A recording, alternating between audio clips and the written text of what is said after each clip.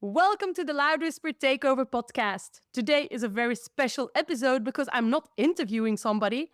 I'm actually having a chat with a collaborator, my co-producer, a person that I can call a dear friend that I appreciate so much today.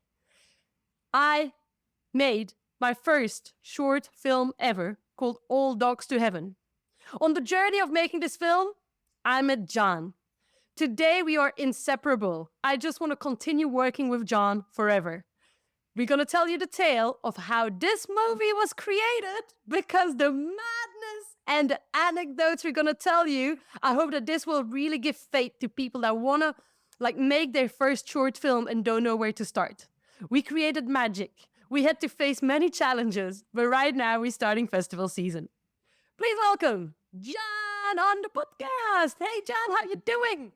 I'm good. I'm good. I'm very excited to be in the podcast and chat about all this amazing short film that we made together. First of all, we're gonna have a chat, you and me. We're gonna basically recall all these memories of how we made this film a reality. But before, because people don't know you yet, can you tell us a little bit about who you are, what you do as an artist, as a producer, the countries you lived in, countries you studied in, and so forth? Give us a bit of an insight of what your world looks like. Yeah, I started in Italy when I was very young. I was 15. I started to study as an actor in Italy and I've worked on some short films. Then I moved to the US when I was 19 to Miami to get my bachelor in acting for film. And then I started to work there as an actor with an agency. And then the last years, I've been working as a screenwriter as well and a producer. And after 4 years, I moved to Barcelona to do my master in screenwriting, production, and distribution. And I've been working now like production. I write. I work as an actor, and right now I'm about to open my own association. I will be doing classes as well about production and stuff like that, but also organize events for every kind of artist. It can be photographers, painters, modeling, filmmakers, theater people. And that's what I want to do here is create a big community for all the artists and help and collaborate each other. And so one of the things that is absolutely mesmerizing is that you really have that ability to have this creative brain where you're the actor, where you're the screenwriter and stuff. And then you're very, very capable. And just in a split of a second, you can be the producer, being super organized and totally wear a different hat. Not because you need to, because I feel sometimes often people need to be the producer and then a lot of things go wrong. But here you're just able to go from one to the other. Can you tell us, because obviously you're still young, but you've already gained a lot of experience. How many short films, feature films you actually worked on already? Because I feel there is a bunch. I think I'm almost like 25, 30, maybe. Yeah. Like counting the commercial and other stuff like music videos, over 30. I'm happy because I started very young. I started to be in the industry, understand certain things, but I'm always, every time that I work in a new project, I always learn new things. And it will always be like that for everyone. Let's go now to the start of All Dogs Go to Heaven. So, for the listeners, this was actually created because there was a challenge that was being announced by Bigoli Studios in Barcelona. And the challenge was make a film in 3 days, write it, film it, edit it, and submit it for a challenge. And so it kind of started like a very innocent small project. And all of a sudden, we became a beast of a production within a matter of days. And now we're going to start festival season. Gian and me, we've prepared questions for each other. So, Gian, do you want me to start or do you want to start with a question that you have for me? Yeah, you start and then I'll ask you some questions. So, for all the listeners, I was in a position where I wanted to create and produce my first short film. But to be honest, I had never done it and I was super scared of doing it. In the world of theater and dance, I've been producing, choreographing, writing, performing, and I kind of know the ins and outs of the industry. But the world of film, to me, looked like too big. It just like looked like such a beast that I wasn't ready for. I had only been an actress in the world of screen and for the camera. And so I said to the universe, okay, I want to do this, but I really, truly thought that by the time that I gained all the experience and the knowledge, it would probably take me 2 years to actually make my first film. But I tell the universe, because I also have my nonprofit, that I want to, make it happen. And I start sending messages on Instagram. Hey, donate for the making of a future sort of short film in the making. But I really have this timeline of 2 years in mind. Then I meet you. So a common friend of ours, Monica, who is also an actress in film, she invites me for a drink and she's like, hey, come along. I've got a friend who's a screenwriter. And so we didn't know each other. So what were your first thoughts when we met at that bar for the first time? What did you think about the project that I put on the table? And what did you think about me? Because we didn't know each other yet. I told you my first idea it was to go there to celebrate Monica's, our friend's birthday and be chill. But then when you arrived and you said that you were like an action actress, I was like, oh, that's interesting. It's a good thing. And then you came up with this idea to make this short film for this Bigoli Studios Valentine challenge. I was like, I don't know. Let's see. I was like, because there are a lot of people that tells you, oh, let's do it, and then stuff never happens.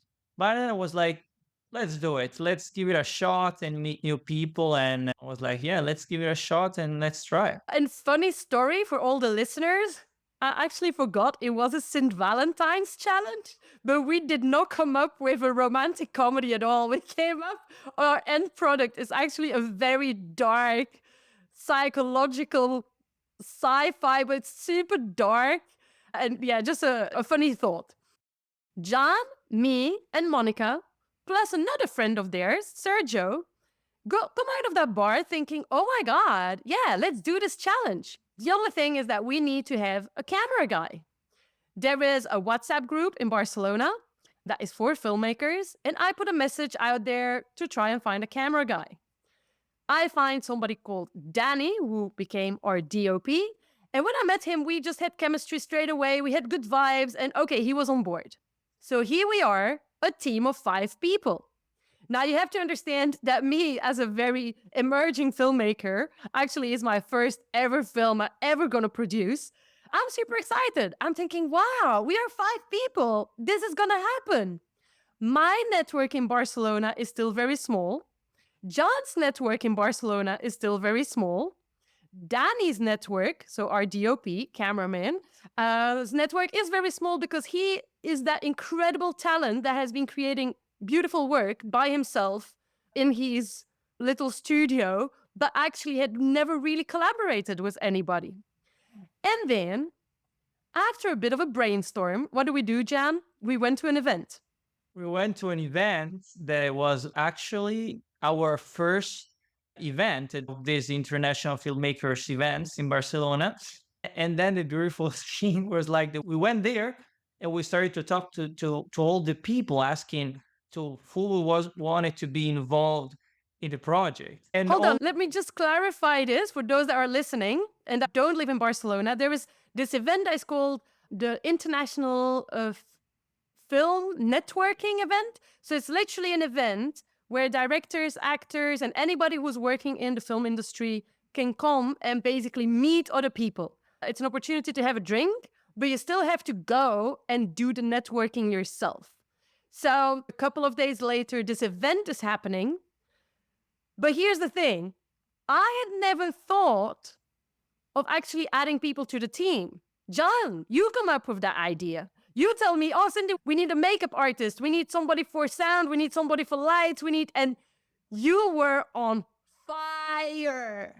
But the thing is, like, there are a lot of people that like working with a few people in the crew. Me, I'm a person that even if it's a short film, like a small production, I always want minimum 20 people, 15 people involved, because if not, everything becomes messy. People have to do multiple things. So minimum 15 people needs to be involved. Then we started to talk to all these people, and all the people were around us like bees around the honey. and they wanted to get involved in this project. And that was amazing because in the end, we ended up having over 30 people involved in this project. So let us just like go step by step. So we got to this networking event. I want to say I was on fire at this networking event because you were on fire. And your fire was feeding my fire. And so it became like a snowball effect of like a fireball effect of being on fire. And while I've been to many networking events where I actually don't talk to anybody or don't come out with any sort of business card, at that event, we probably doubled our Instagram followers. Yeah, to a lot of people. It was mad. And so makeup artist, gaffer, like it just kept going, like you said. And we came out as a team of 17 people out of that event. But that's not where it stops. And I wanted to ask you, when was the moment that you realized at the event that we were gonna make the film in a good level? I think it's when you called me drunk and you told me, Cindy, I'm still out and I'm still talking to people to collaborate. Oh my God, did I send the video? Oh my God. Because I went home, like when the networking was done and solid and it was the end of the party, I left. And also, I don't drink. But then the next morning, I woke up and I got your phone call saying, oh, Cindy, I was so drunk, but I'm still networking. I'm talking to this and this guy about the collaboration. Yeah, I stayed until 2 a.m. and I sent in the WhatsApp group a video, like half buzzed, saying, we got a lot of people are gonna make it. That was absolutely freaking crazy. So then let's fast forward. We start to brainstorm ideas about this film. Even though it's a St. Valentine's challenge, we come up with mad ideas. I wanted to have an action movie. And I wanted it to go, yeah, like I love thrillers and stuff. If we could go in that direction, great. But you as the writer, we start to exchange ideas. And there is like like not a script there was no script, but there were ideas, right, of a possible narrative.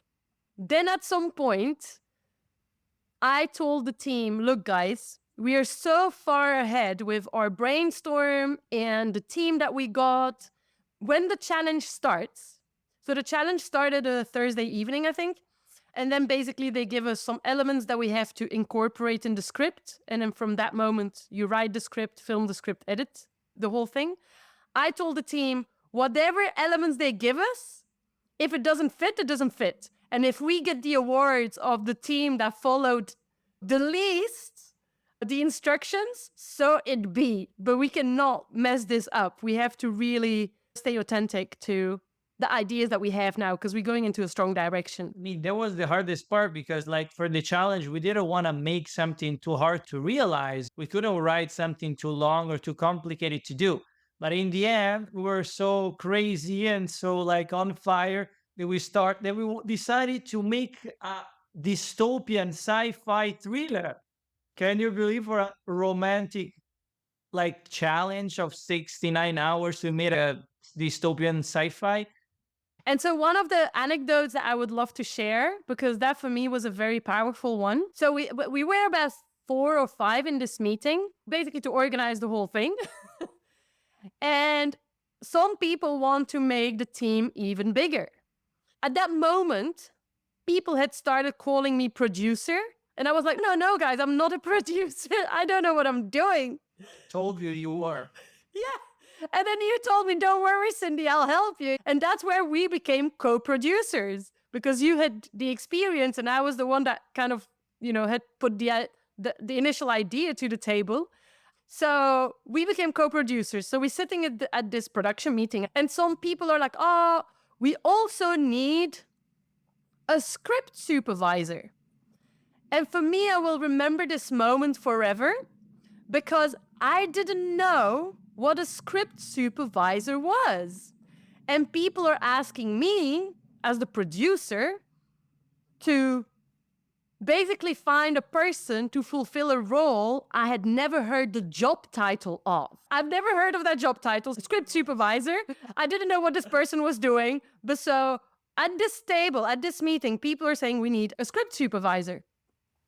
Right at that moment, my WhatsApp rings and I receive a voice note from a guy I had literally met 5 minutes in my life. Because also my Instagram was full about finding a sound guy. And so this particular person leaves me a WhatsApp voice note saying, hey, I don't do sound. It's Neil, right? So now he's a really good friend. But at that time, we had only met 5 minutes prior to that because I was looking for accommodation in Barcelona and I was visiting rooms and he was renting out a room. And that's how I met him randomly, right? And so he leaves me a WhatsApp because we were both in the arts. We started following each other on Instagram and stuff. And he's like, Cindy, I don't do sound. However, if you need a script supervisor, let me know. And so right at that moment, I'm like, guys, I got a script supervisor. Can somebody call him? Because I don't know what to say, but apparently you guys know. And so for me, that is sort of what happened all the time. And this team became bigger and bigger. And I was there basically recruiting people I had never heard the job title of. We needed a script supervisor because in some production, maybe still you want to cut people, they're the one script supervisor. But for me, they're very important because like someone has to pay attention to the script continuity. And also when you guys went to visit the first location for the film and you brainstormed the story, I wasn't there. I was in my house trying to figure out an idea to write, and old people calling me every time like, oh no, we want to do something like that. Then, oh no, we want to do something like that. No, we have decided to make something more like that. And I was like, oh my God, what the heck am I gonna write? Yeah, we were really under pressure. But another thing about location, do you remember that we lost our location like 24 hours or something before the shoot? Yeah, I remember. We were going to film at a friend's apartment. We go and visit the location. Okay, we're going to set the cameras here and this scene, we will film it there, blah, blah, blah. The next morning, our friend Danny calls me and he's like, Cindy, there is going to be a problem. We're not going to be able to shoot at my place. And he films outside his room. And basically there were some massive roadworks that had just started. And if you've ever been in Barcelona, you know that noise is a big problem. And those roadworks were just going to screw up our whole shoot. I didn't know many people. I then called one guy, again, that I had met for 5 minutes, who also only speaks Spanish, and my Spanish was still chunky. And he has a studio where he teaches classes and stuff, but it's like a big, massive studio. It's called Bigoli Studios. I call him and I literally say, hey, we've got a challenge that is starting within the next 24 hours or something. I'll need this big space. Do you know somebody? Or can we use yours if it's free, but I need it from 7 a.m. to 10 p.m. Because also the other thing that listeners should know is that we did this with zero budget. At the end, some budget was found, but it was very little.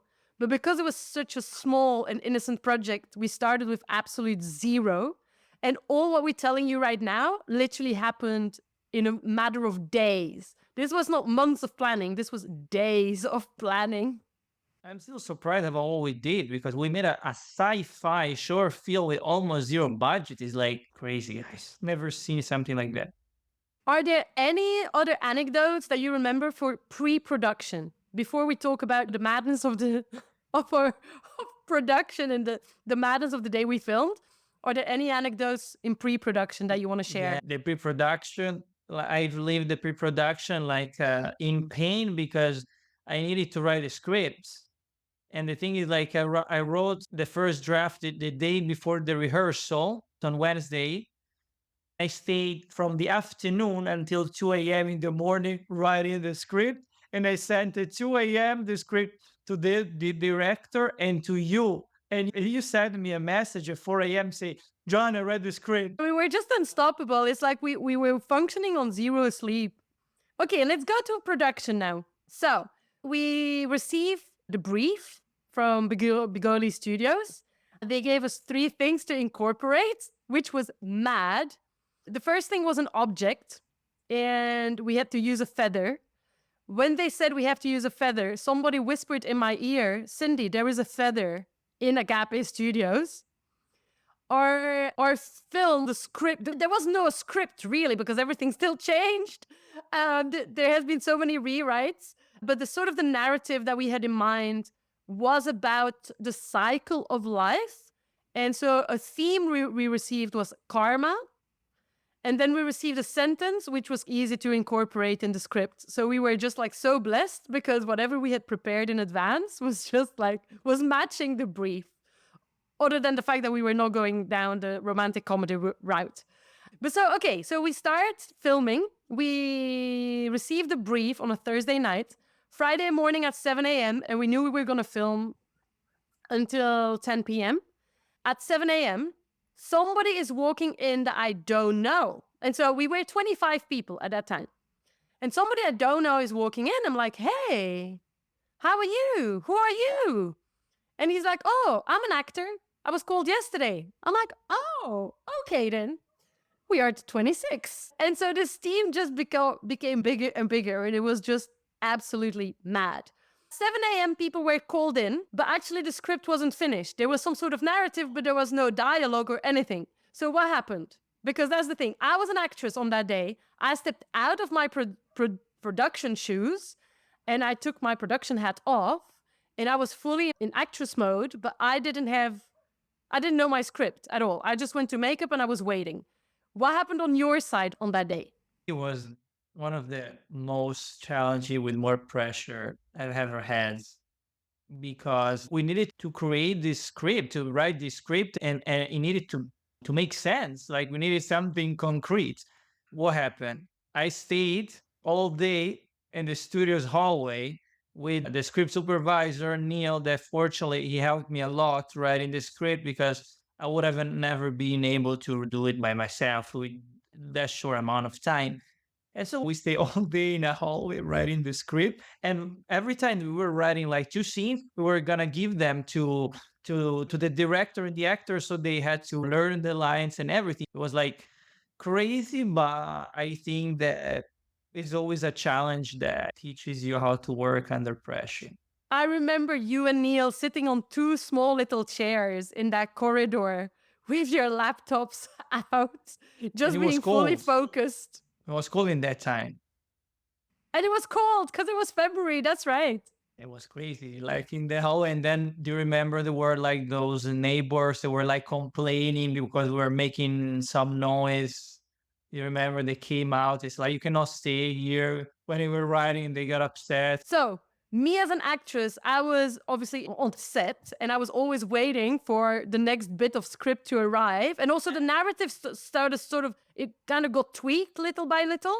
So it was like a game of juggling and just like adapting myself as an actress moment by moment, really living it in the present fully. But I want to know how you felt in that moment. You were like just thinking about acting and you were like stepping out of the production role. And you were like, how did you feel? Like you were like worried? Did you think that we were not going to make it, or that we were going to make like a shitty film? No. So I was fully trusting. I was really trusting the process. And I'm going to tell you why. There are two things. First of all, from the beginning of the process and the beginning of this creative adventure, I didn't know what I was doing. People started calling me a producer. You told me, Cindy, you were producing, I'm producing, we co-producing. What? Because I didn't know what I was doing, because I was recruiting people that I didn't even know what their job title was or what they were actually meant to be doing on set, I thought, I don't know what they're doing, but they seem to know. So the biggest lesson for me was just surrender and trust. Surrender and trust. For me, this short film was truly orchestrated by the universe. And I was like, the only thing you can do, Cindy, is surrender and trust your team. They know what they're doing. They know their job title. They know what they're doing on set. So just trust. The second thing is, as an actress, I actually attended the Jacques Lecoq School in Paris. And that's probably another topic, but this school was incredibly hard on an emotional level.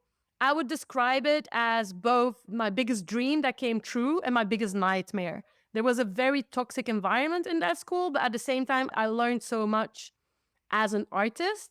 But one thing that I must say that training gave me is that you gotta be ready to take notes. You gotta be ready to adapt yourself in any situation. You gotta work quick. And so as an actress, I can work quick. I can adapt quick. I can just change choices. And also as a dancer, the dance world is, you're also being put under a lot of pressure. So as an actress, I felt confident. As a producer, I was just like, yo, the only thing you can do here is learn. Shut up and learn. But I'll tell you one thing about me as an actress on set that day. It was at the end of the day. So obviously from 7 a.m. till 10 p.m. or 11 p.m. we were filming. We received the script and the lines drop by drop. And at the end of the day, people are tired and we had to finish because I think somebody had to leave. And also people were just like so exhausted. And so people are screaming and there's just a lot of noise around me. But it's the most emotional scene of the whole film. So I have to be, as an actress, in such an emotional state to perform it. But people are screaming around and I'm sitting there and I'm just using all my meditation techniques to just ground myself and cut out the noise. But it was phenomenal, that moment, because I had to be able to do it in like 2 takes, I think, because we just had to wrap up. Right? It's your favorite scene, the close-up. Make me cry. That moment was really powerful on set. Is there anything else that happened on set that you want to share before we move on to what happened next? What happened on set, it was good that in that case, like Phil helped us with the production stuff because you were acting and we were writing. And that is good that we found even people that were very they had a lot of experience, like the sound guy, Tidiane, and the makeup artist too. They were very experienced and everything seemed to work like properly. Like actually I think that for being a challenge, we didn't have a shot list, anything. We filmed very quick. We were very quick. Like we did a very good job because thinking about what we had nothing. And I'm satisfied. I remind all of the listeners, all of that literally happened within a week, I think. It was like super fast. So then we filmed the whole day. Then we had 2 days or a day and a half for the edit. So post-production starts. The other thing that is absolutely mad, so at that time we were 26, right? I think there were 6 actors in total, and the rest, like literally every single department of a film, of who should be a part of your creative team and of your production team and the crew was represented. From gaffers to DOPs to, we had a stunt coordinator, Alex. We had Lali for VFX. Like literally every single department was being represented. Yeah, everybody, all the roles were covered. And I wanted to ask you, because, your first time producing the short film, what was your, biggest challenge? What was the hardest thing for you to handle as a producer? For me, the hardest thing, well, not the hardest thing. I wouldn't say it was a hard thing. It was just the biggest learning curve. I'd rather to rephrase it as my biggest learning curve is, well, number one, this short film for me, I felt that within the space of only a couple of days, and then now a couple of months later, because we had a longer post-production phase, and now entering festival season, I literally feel like that I've been doing a master's in how to make a film. And obviously that has the fact that you were more experienced than me and studied it. Obviously, I come with my experience of life and my experience in theater and dance. But the fact that everything, our collaboration and everything that happened, of how we set up that team, for me, I was like, oh my gosh. Like I literally have a master's in how to make a film. Like it's freaking incredible. And also in the beginning of this chat, I said I had to trust the universe because the universe was orchestrating this. But what was phenomenal is that I thought I was not ready to make a film. I thought I would need 2 years to be ready because I needed to gain some knowledge and understand the industry and blah, blah, blah. And then the universe basically told me, Cindy, you know what? You are ready. hold on a second. Here is your team, make it happen. But then my biggest learning curve, going back to my biggest learning curve, is I was trusting the process. As we explained, we went to a networking event where we attracted people, like people wanted to become a part of the team. And there was a lot of human interactions that were phenomenal. But there was one person in the creative team. From the moment I met this person, I knew we were not really aligned, neither creatively, neither socially. And that throughout the 3 days, it became more and more clear that was the case. This person initially had a lot of say in the creative sort of brainstorm.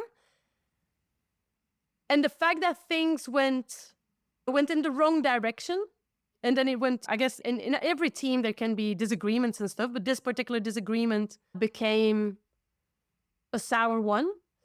But I'm very happy that it happened, because if that relationship, that creative collaboration didn't go sour, I would have never learned as much as I did.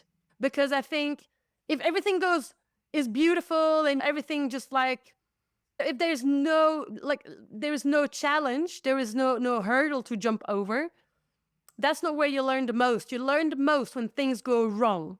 And because that particular collaboration went down the wrong direction, I learned so much as a producer. I learned so much about a filmmaker. I learned so much about putting my foot down for what I believe is authentic to my creative voice. And I think I learned a lot about who I would or would not recruit on my next team and why this is important. Now that I've been in Barcelona for almost a year and I work with a lot of people, I know who I can trust or who I like working with. And that's good, because even when you work with people that they don't work the same way that you do, and it happened to me, it's good because you still learn something. Absolutely. Just a little side note. I've learned about you as a friend and a collaborator is that you're incredibly flexible and you're able to really work with everyone, really. And I appreciate you for that so much. And I think why we also collaborate really well is that I can take the place of the bad cop, because I fired 2 people on that team. And it was not a nice thing to do, but it had to be done.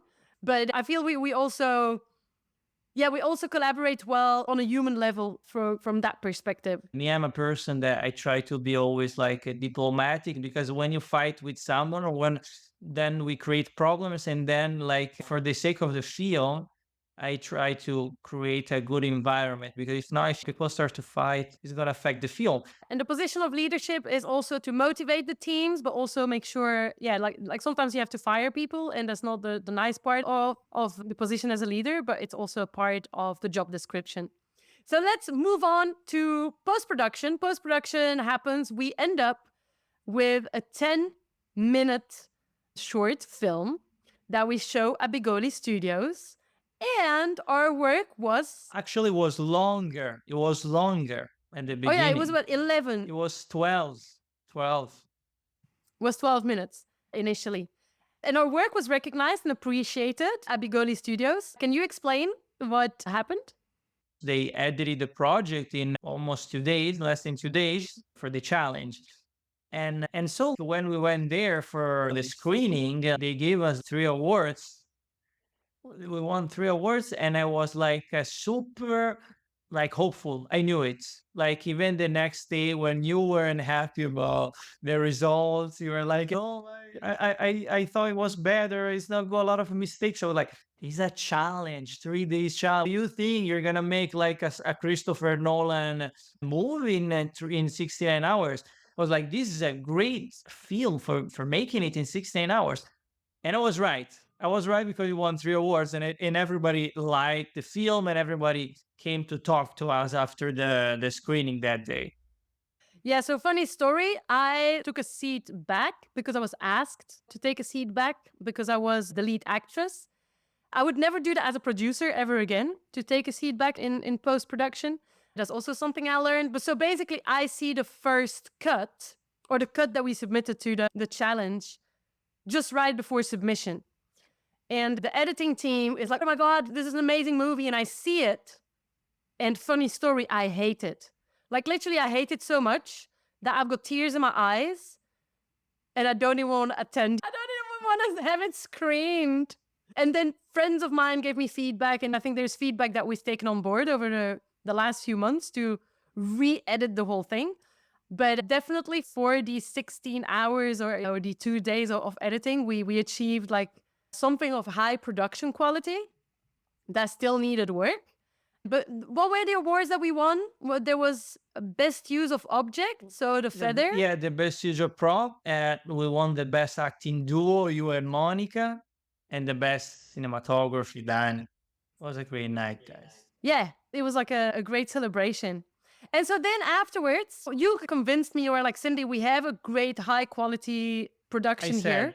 I said, I'm not gonna say anything about the film until the challenge because for being a challenge into this, we made a good work.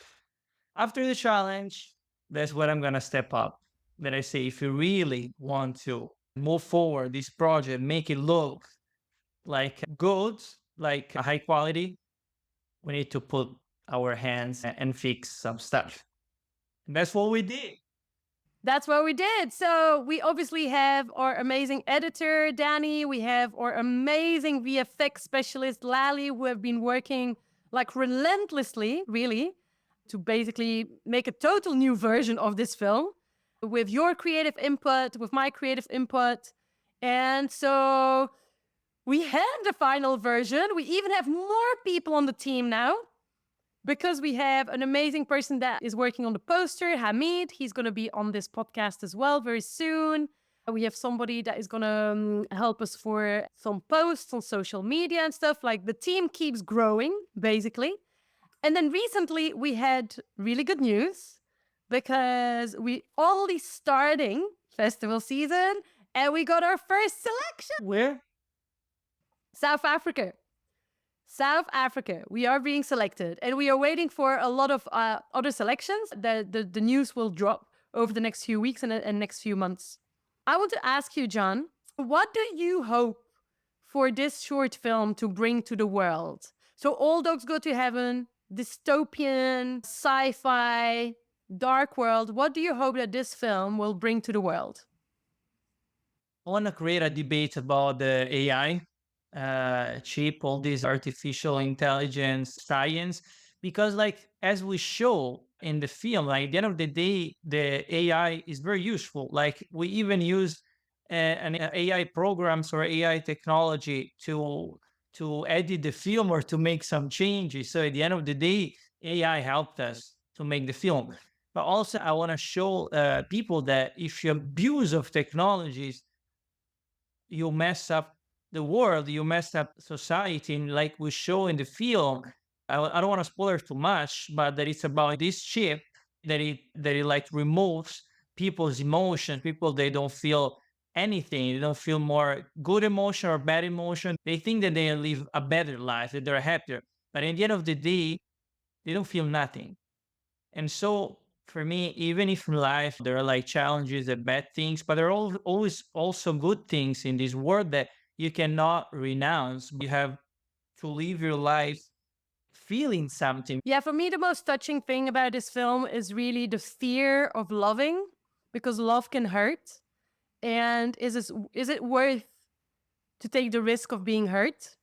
I think for me, that's a very beautiful sort of theme that is really apparent in the movie. But also for me, this short film, we could almost make a film of how we made the film because of the beautiful stories that came out, the beautiful friendships. Yes, the making of. And also that's why I wanted to do this podcast, because I feel I want to give hope to people that, hey, you are an emerging filmmaker, you just have an idea, you can make it happen.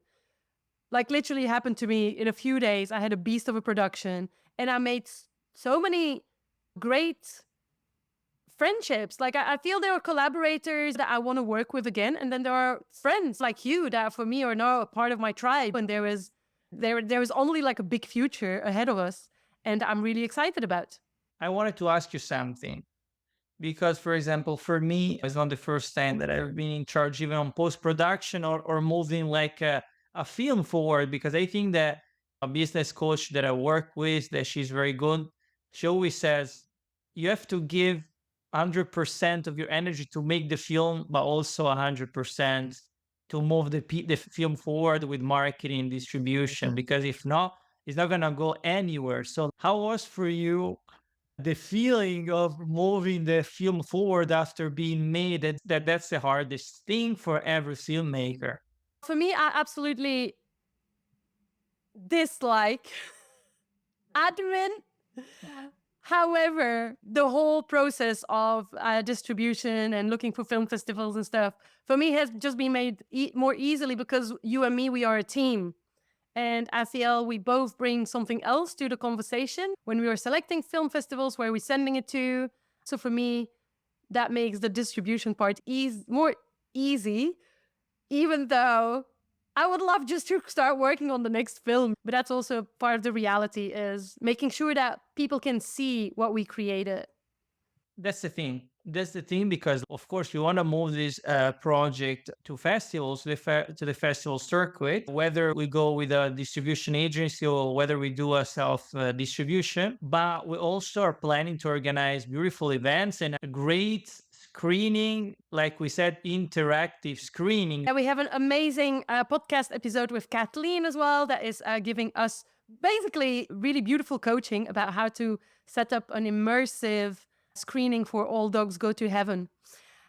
To wrap up this interview, Gian, I still have another question for you, or a last question, which is, how did you come out of this experience at the end? Do you feel like something in you changed as a human being or as a creative after making this short film? I feel like, especially as a screenwriter, that I got very challenged. So I feel like more confident, and it helped me a lot to develop some writing skills to write so in a quick time. Also, I felt the story so much when I was writing it, and every time that I watched the film, I almost cry. Like I feel it too much. Like I feel the emotion of the characters, and I really think that one of the projects that I did that I love the most. Every time that I watch it and I think about the first version of the film that we presented to the challenge, and I see the final version now, I say, I don't know in this world who is going to be able to make a sci-fi short film with almost zero budget in such a short time.